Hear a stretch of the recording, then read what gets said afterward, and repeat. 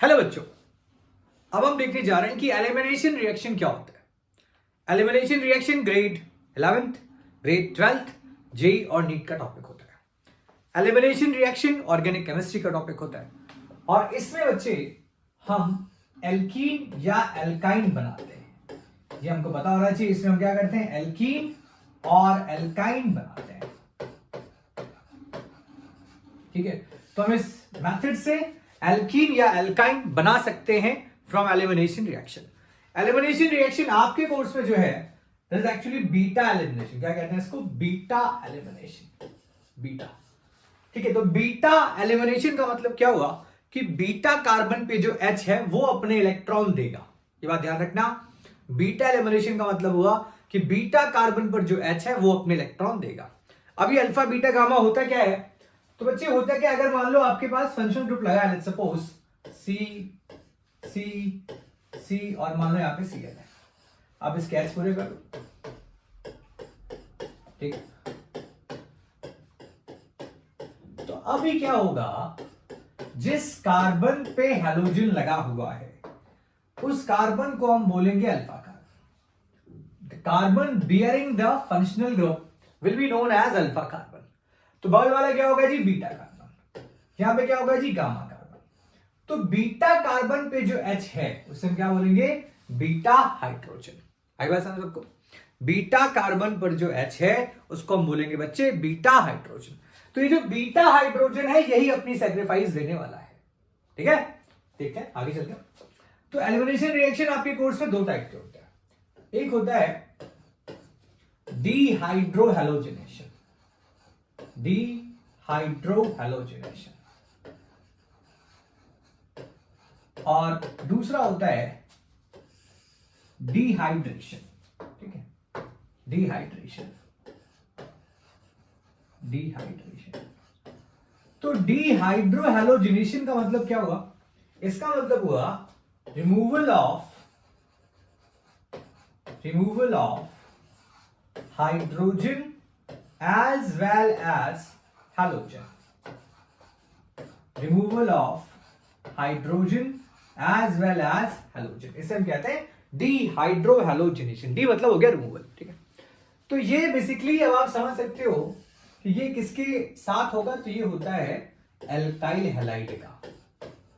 तो जितने भी एल्काइल हैलाइड हैं मतलब RX, वो क्या दिखाएंगे? बीटा एलिमिनेशन दिखाते हैं। उनका हैलोजन और बीटा वाले का H दोनों बाहर निकल जाते हैं और वहां पे एल्कीन का फॉर्मेशन होता है। अच्छा, डिहाइड्रेशन जो है ये होता है अल्कोहल्स का, डिहाइड्रेशन ऑफ अल्कोहल्स।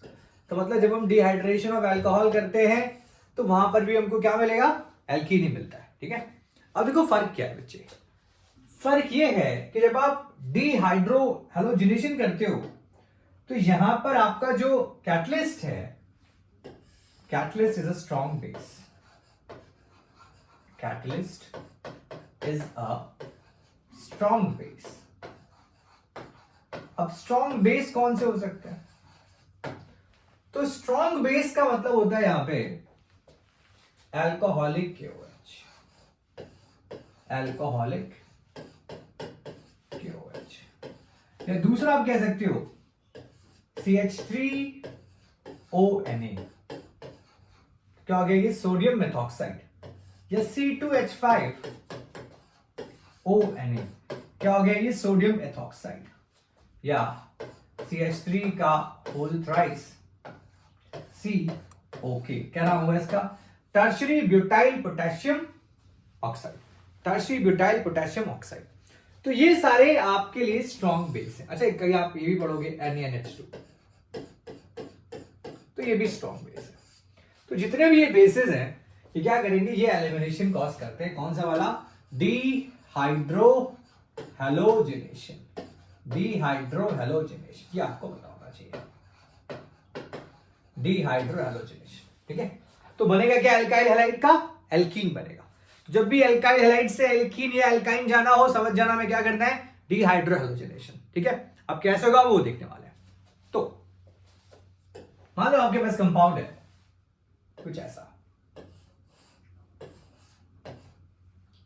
ये हो गया यहां पे Br और ये यहां पे है CH3। अब देखो CH3 को मैं ऐसे लिख रहा हूं लाइक दिस, ठीक है। और मुझे यहां पे लिखा मिला है अल्कोहलिक KOH, अल्कोहलिक KOH। अब समझना क्या है, मैंने कॉन्सेप्ट आपको बताया हुआ है कि जब भी आपको अल्काइल हैलाइड और अल्कोहलिक KOH मिलेगा तो एल्कीन बनेगी, ये तय है, ये बात ध्यान रखना। अब होता क्या है, हम उसको समझने जा रहे हैं, बहुत प्यार से समझेंगे, अलग तरीके से समझेंगे।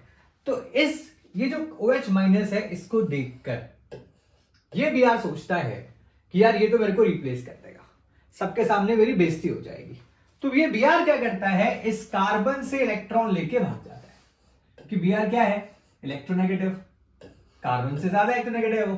तो Br ने इलेक्ट्रॉन खींचे और वो भाग गया।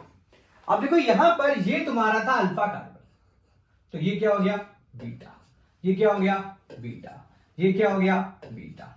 अब क्या होगा बच्चे, अब जिस कार्बन पर प्लस चार्ज है ये कार्बन तो हैरान परेशान, क्यों भाई, जब Br इलेक्ट्रॉन लेके भाग गया, Br जब बॉन्ड लेके भाग गया तो इसके हाथ कितने बचे, 1 2 3।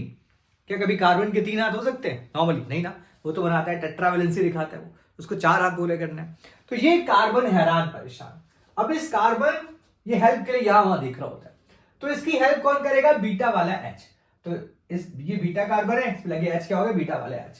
तो ये वाला H इस कार्बन को बोलता है, ये वाला H इस कार्बन को बोलता है चिल, चिल मतलब चिल यार।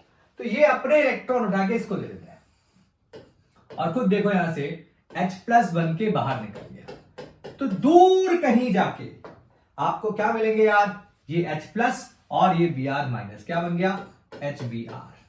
अब देखो आपने जैसा किया उसको वैसा रख दो, तो आपने क्या किया, आपको कुछ ऐसा मिल गया यहां पे, like this, double bond CH2 बन गया आपका एल्कीन, है ना। तो एक तरीका तो देखो ये हुआ एल्कीन को बनाने का। अच्छा मान लो अगर ये H ना दे इसको इलेक्ट्रॉन, तो बाबा ये भी तो बीटा वाला कार्बन है, ये अल्फा ये बीटा, यहां पे H है, ये अपने इलेक्ट्रॉन दे देगा, तो यहां डबल बॉन्ड आ सकता है। तो एक कंपाउंड अपने को ऐसा मिल सकता है, डबल बॉन्ड और ये CH3। अच्छा मान लो ये वाला H इलेक्ट्रॉन ना दे, तो यहां पर भी तो H है, ये इलेक्ट्रॉन दे देगा। तो एक कंपाउंड देखो अपने को ऐसा मिल सकता है, ये क्या हो गया, एल्कीन बन गई। ठीक है, तुमको ये पता होना चाहिए कि हमें 3 तरीके से यहां पे एल्कीन मिल गई। अब तो ये था डिहाइड्रोहैलोजिनेशन, जो तुमको आना चाहिए बेसिकली। ठीक है बच्चे।